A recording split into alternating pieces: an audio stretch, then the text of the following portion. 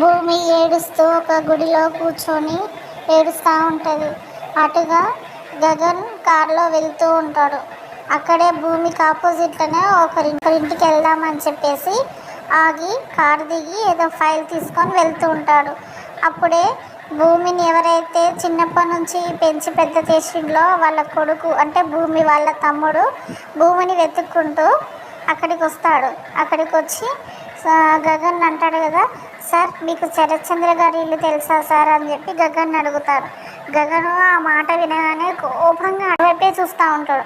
మళ్ళీ అతను అంటాడు కదా, సార్ మీకు తెలిస్తే చెప్పరా సార్, మీకు శరత్చంద్ర గారి ఇల్లు తెలుసా అని చెప్పి మళ్ళీ అడుగుతారు. అడుగుతుంటే గగన్ ఏమి చెప్పాడు.